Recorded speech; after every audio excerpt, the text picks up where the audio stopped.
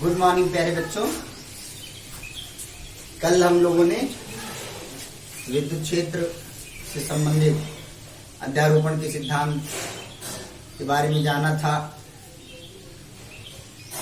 मुझे लगता है कि उससे संबंधित सवाल भी लगाए होंगे आपने, लेकिन आज एक सवाल हम लोग जरूर देखेंगे कि मान लीजिए कि दो आवेश हैं,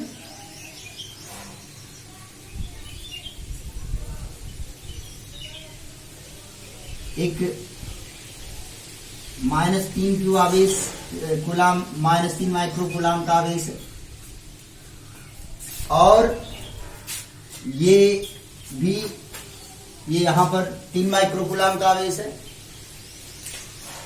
और इनके बीच की जो दूरी है वो 2 सेंटीमीटर है। कितनी है? 2 सेंटीमीटर है और एक बिंदु यहां पर मौजूद है, बिंदु P, जिस पर विद्युत क्षेत्र की तीव्रता, इन दोनों के कारण इस बिंदु P पर विद्युत क्षेत्र की तीव्रता प्राप्त करनी है और विद्युत क्षेत्र की दिशा भी ज्ञात करनी है। तो क्या आवेश हो गए इस निकाय में? 2 आवेश, एक 3 माइक्रो कूलाम वाला और एक -3 माइक्रो कूलाम वाला। 3 माइक्रो कूलाम के कारण बिंदु P पर जो विद्युत क्षेत्र की जो दिशा होगी, बिंदु P पर जो विद्युत क्षेत्र की दिशा होगी वो किधर होगी? इधर की ओर होगी कि नहीं होगी? क्लियर हुआ कि नहीं हुआ? बात में आ रहा नहीं आ रहा? यहां पर कितनी दिशा होगी? किस दिशा में होगा? यह धन से दूर की ओर। कैसा आवेश है? धन आवेश है। ये जब धन आवेश है तो धन आवेश के कारण किसी बिंदु पर जो विद्युत क्षेत्र की दिशा होती है वो धन से दूर की ओर होती है। क्लियर है? अब इस -3 माइक्रो कूलाम के कारण जो विद्युत क्षेत्र की दिशा होगी बिंदु P पर, वो किधर होगी? वो किधर होगी? इसी ओर होगी, ऋणावेश की ओर होगी। मान लिया बिंदु A है और ये बिंदु B, 2 सेंटीमीटर की दूरी पर यह है। ये A से P तक की दूरी भी कितनी है? पहले ये विद्युत क्षेत्र लेंगे, कितना है? ये विद्युत क्षेत्र में कितना मान लिया?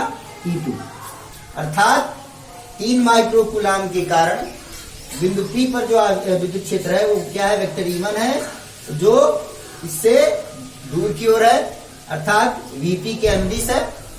और बिंदु आवेश -3 माइक्रो कूलाम के कारण बिंदु P पर जो विद्युत क्षेत्र है उसकी जो दिशा है वो किसकी ओर है? PA की ओर है। क्लियर हो गया? यदि B से P तक की जो दूरी है वो क्या सेंटीमीटर है? 2 सेंटीमीटर है और ये भी कितना है? 2 सेंटीमीटर है। क्लियर? तो अब आपको देखना है कि इस तरह से क्या बन गया? समबाहु त्रिभुज बन गया कि नहीं बन गया? हम ये मानकर चल रहे हैं कि ये दोनों आवेश कहां पर स्थित है? निर्वात में स्थित है। और हम ये भी मानकर चल रहे हैं कि ये जो बिंदु P है वो भी निर्वात में ही स्थित है। क्लियर हुआ कि नहीं हुआ? आइए देखते, समझते। तो अब बिंदु P पर किसके किसके कारण विद्युत क्षेत्र उत्पन्न हो रहा है? 3 माइक्रो कूलाम के कारण और -3 माइक्रो कूलाम। तो बिंदु P पर जो परिणामी विद्युत क्षेत्र की तीव्रता अगर E होगी तो सदिश रूप में वेक्टर E बराबर किसके होगा? Vector E1 plus vector E2। अब वेक्टर E1 प्लस E2 ये सदिश रूप में होगी अध्यारोपण के सिद्धांत से। लेकिन इस वेक्टर E का हमको क्या निकालना है? परिमाण निकालना है और दिशा निकालनी है। तो फिर वही पुरानी बात जैसे हमने बल में किया था, हम क्या निकालेंगे? पहले हम E1 का परिमाण निकालेंगे, फिर हम E2 का परिमाण निकालेंगे और उसके बाद वेक्टर R बराबर √a² + b² plus 2ab cos alpha का सूत्र लगा देंगे, तो E1 और E2 का परिणाम ही मिल जाएगा। क्लियर है कॉन्सेप्ट? कोई दिक्कत तो नहीं है? तो चलिए शुरू करते हैं। सबसे पहले E1 निकालते हैं, अर्थात 3 माइक्रोकूलाम के कारण 3 माइक्रोकूलाम के कारण बिंदु P पर उत्पन्न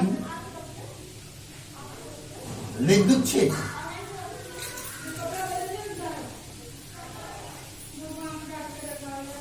E1 बराबर 1/4πε0 Q/r² सूत्र होता है से ये सूत्र हो गया E बराबर 1/4πε0 Q/r²। तो यहां से इसलिए E1 बराबर क्या हो जाएगा,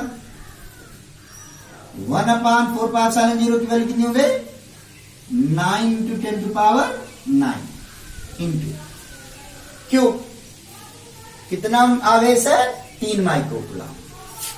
3 माइक्रो को आपको बताया गया 3 × 10⁻⁻6 बटे r²। r की जगह पर कितना है, 2, तो 2 सेंटीमीटर है, तो क्या करेंगे 2 × 10⁻⁻2 का होल।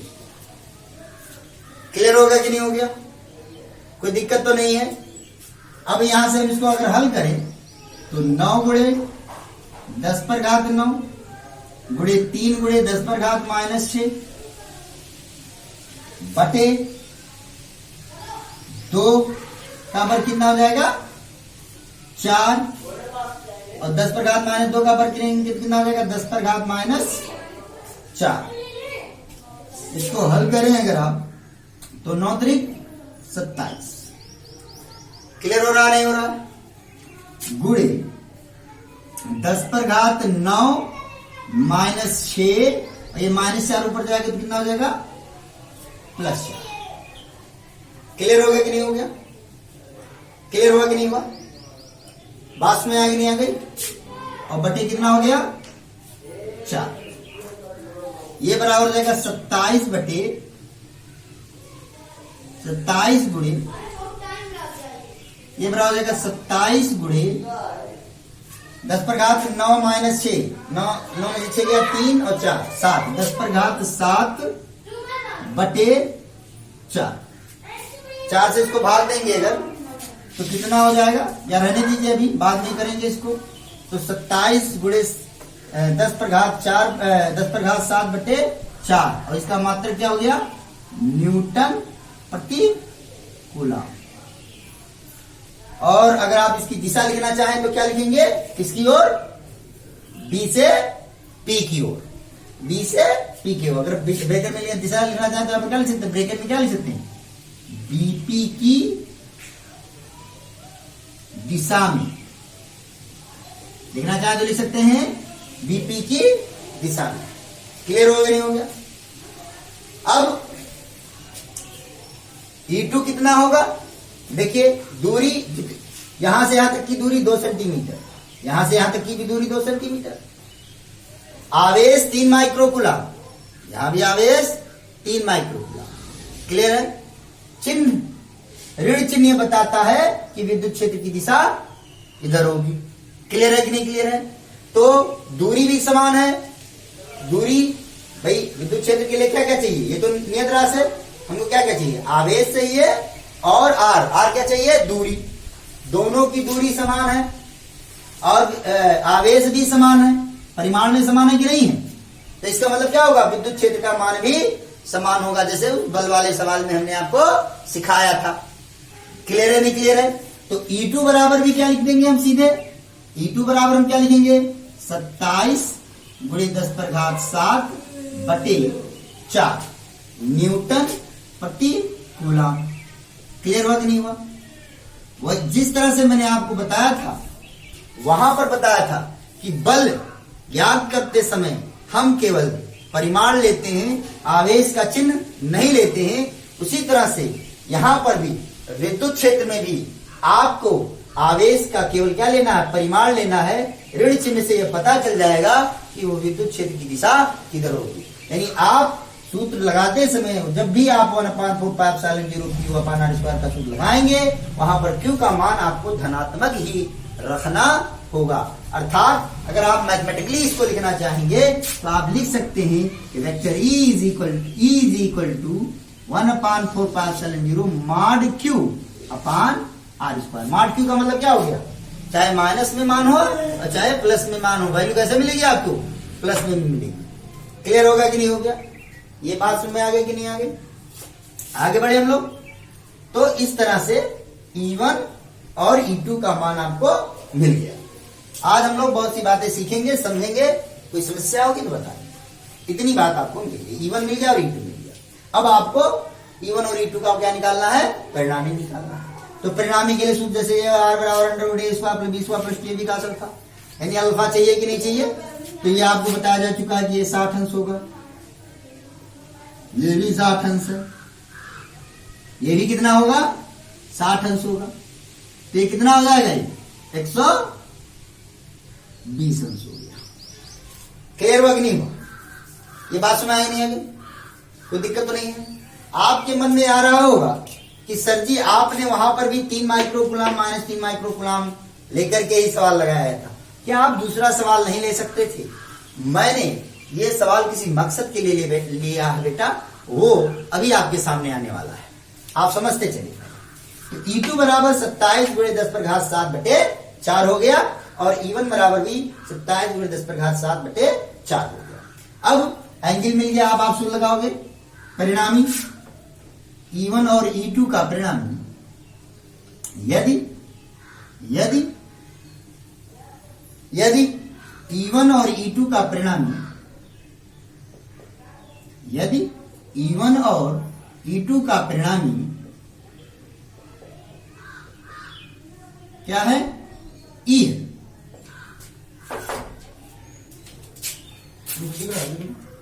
अंशु इतनी बात क्लियर हो गई कि नहीं हो गई, सबको समझ आ गया।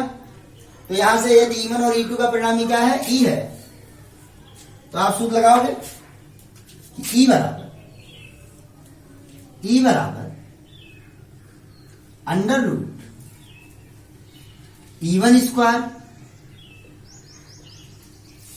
प्लस, यहां पर क्या लिखेंगे, E2² E1² plus E2² plus 2E1 E2 cos 120 अंश। R बराबर √a² + b² plus 2ab cos alpha, इनके बीच का कोण कितना है, 120 अंश। क्लियर है कि नहीं क्लियर है। इसलिए E बराबर क्या लिखेंगे, √E1² हो गया, फिर E2², E1 और E2 दोनों क्या है, दोनों का मान क्या है, बराबर। इसलिए E1 के यहां पर E2 के यहां पर हम क्या लिख सकते हैं, E1 लिख सकते हैं। यहां पर हो गया E1² plus 2E1 into E1, फिर हो गया, क्योंकि E2 के यहां पर क्या लिख दिया हमने, E1 लिख दिया। और cos 120 का मान -1/2 आपको बताया जा चुका है। cos 120 का मान क्या बताया जा चुका है आपको, -1/2 बताया जा चुका है। क्लियर होगा कि नहीं हो गया, कोई दिक्कत तो नहीं है। लिख देंगे चूंकि E2 बराबर किसके है, E1। और ध्यान समझते चलिएगा, कोई दिक्कत होगी तो पूछते चलिएगा। आगे बढ़े हम लोग। इसलिए E बराबर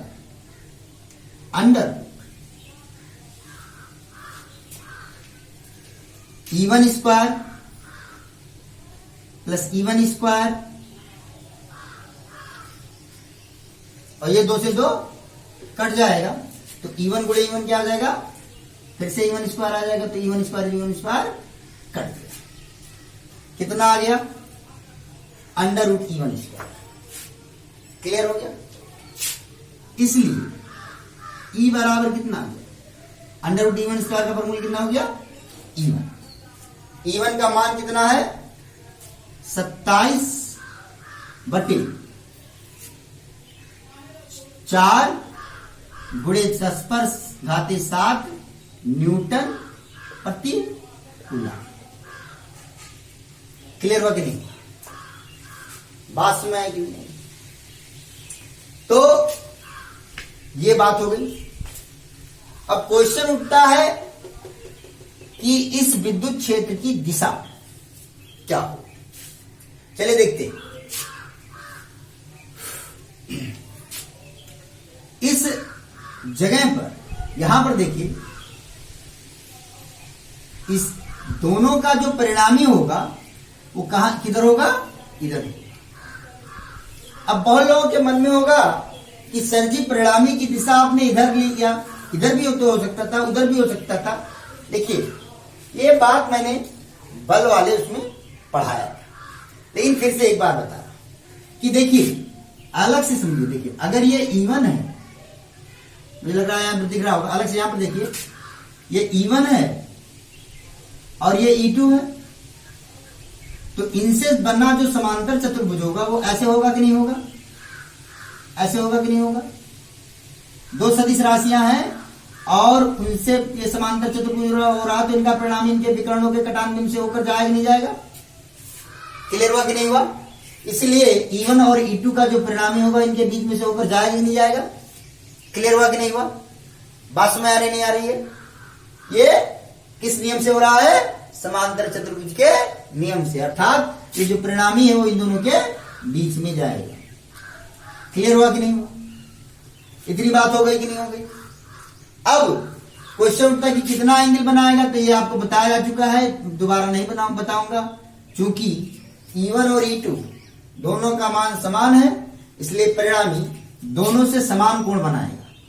प्रूव करके भी बताया जा चुका है, इसलिए नहीं बताया जाएगा। यहां ये भी tan का होगा 60 अंश और ये भी कितना होगा? 60 अंश। अर्थात जो परिणामी है वो E1 से भी 60 अंश का कोण बनाता है और E2 से भी 60 अंश का कोण बनाता है। इतनी बात क्लियर हो गई कि नहीं? समझ में आ गया कि नहीं आ गया? तो E1 का मान आ गया 27/4 गुणे 10⁻7 न्यूटन। कॉन्सेप्ट क्लियर हुआ कि नहीं हुआ? अब हम थोड़ा सा आगे बढ़ते हैं। सवाल समझ में आ गया है? कोई दिक्कत तो नहीं है? चलिए अब सवाल को थोड़ा सा फिर से समझते हैं। कोण समझ में आ गया होगा? चलिए अब देखिए, यदि यहां पर अभी नहीं, अभी तक हम केवल इसी की बात कर रहे थे कि बिंदु P पर हमको विद्युत क्षेत्र की तीव्रता निकालनी है, विद्युत क्षेत्र का मान निकालना, विद्युत क्षेत्र की दिशा निकालनी है, जो हमारा सवाल पूरा हो गया। अब एक पार्ट देखिए इसका।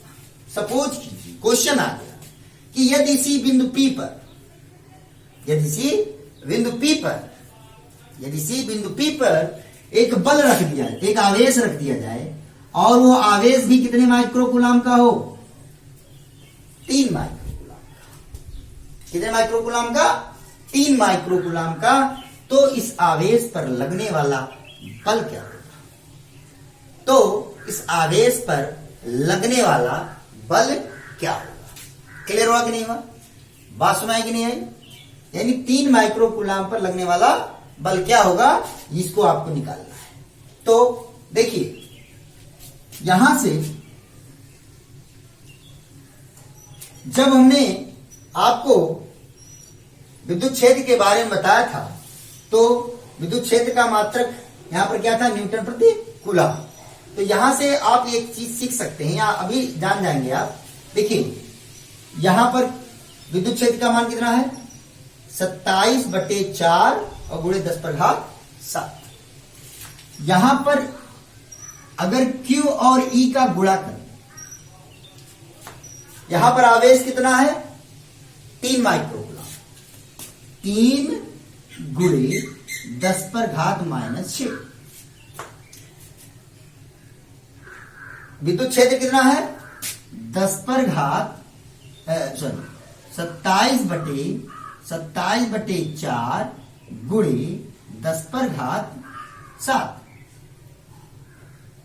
10⁻7। क्लियर हुआ कि नहीं हुआ? अब अगर आप इसको हल करें तो 27×81 हो जाएगा, और 10⁻7 में से 10⁻6 वो होगा तो कितना बचेगा? 10/4। क्लियर हुआ कि नहीं हुआ? बात समझ नहीं है? आराम समझते चलिए। तो यहां से 810/4 आ गया।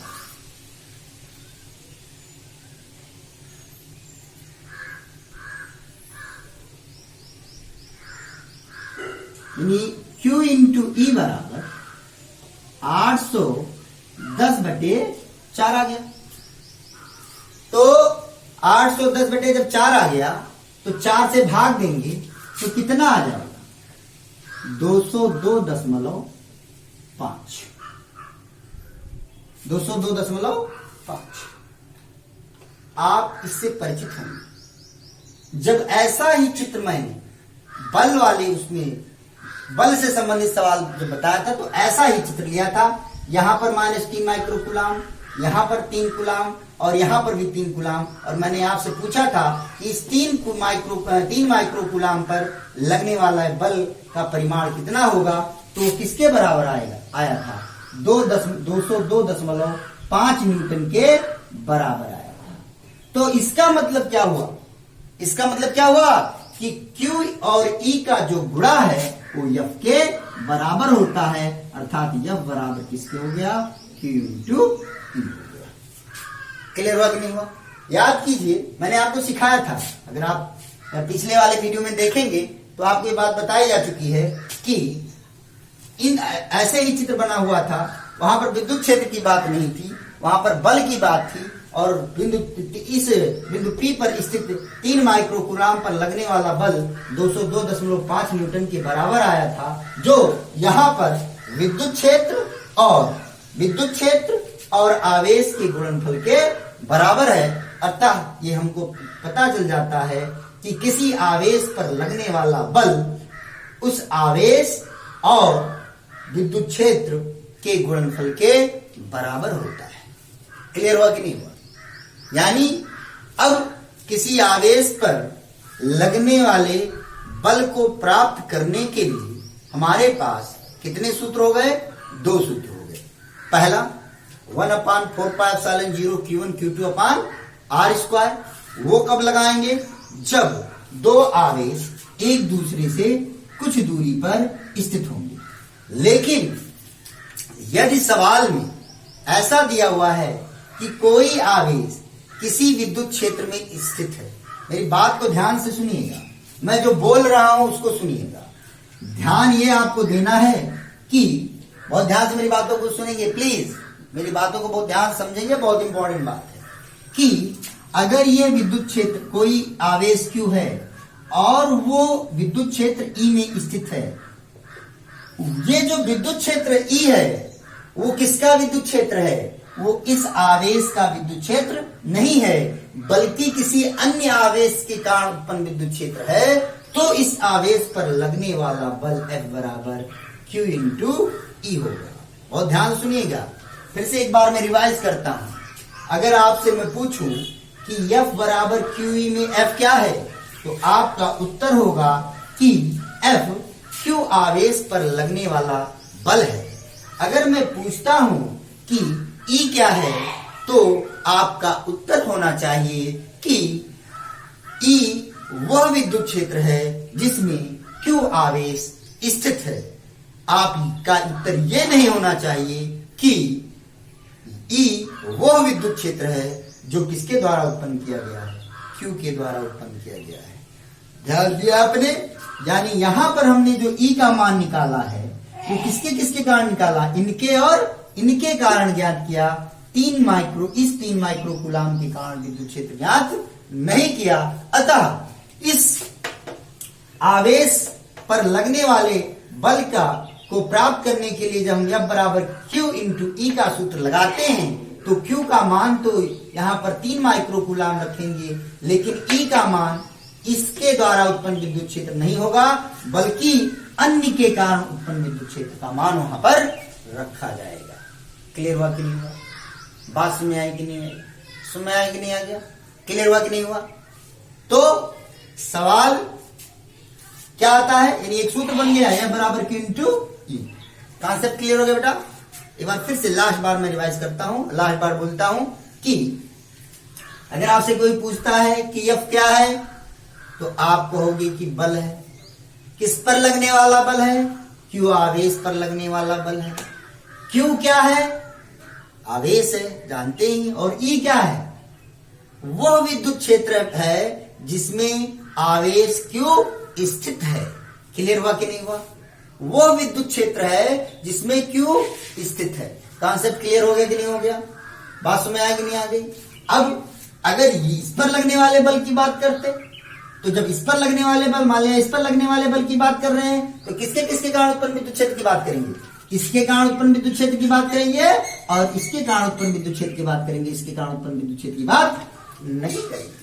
अगर यहां पर विद्युत क्षेत्र की बात, अगर इस पर लगने वाले बल के लिए विद्युत क्षेत्र ज्ञात करना है, या बिंदु बी पर स्थित आवेश पर लगने वाले बल के लिए विद्युत क्षेत्र ज्ञात करना है, तो इसके कारण विद्युत क्षेत्र ज्ञात करेंगे और इसके कारण विद्युत क्षेत्र ज्ञात करेंगे।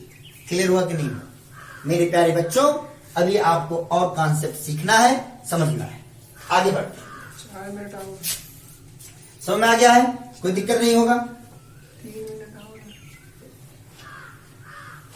तो चलिए, अब अगर ऐसा ही सवाल ऐसे होता प्यारे बच्चों, यहां पर भी 3 माइक्रोकूलम, यहां 3 माइक्रोकूलम और यहां पर भी 3 माइक्रोकूलम। अब सपोज कीजिए तीनों धनावेश हो गए। मेरी बात को सुनिएगा, मेरी बात को सुनिएगा। ये 2 सेंटीमीटर, ये भी 2 सेंटीमीटर और ये भी 2 सेंटीमीटर।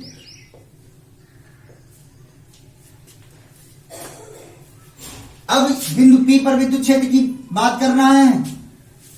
इस 3 माइक्रोकूलम के कारण जो विद्युत क्षेत्र लगेगा वो किस दिशा में लगेगा? इस दिशा में लगेगा, E1। अगर उसका परिमाण पूछा जाए तो कितना परिमाण आएगा? जितना कि इस सवाल में आया था। इस 3 माइक्रोकूलम के कारण जो विद्युत क्षेत्र लगेगा वो यहां पर किस दिशा में लगेगा? इस दिशा में लगेगा।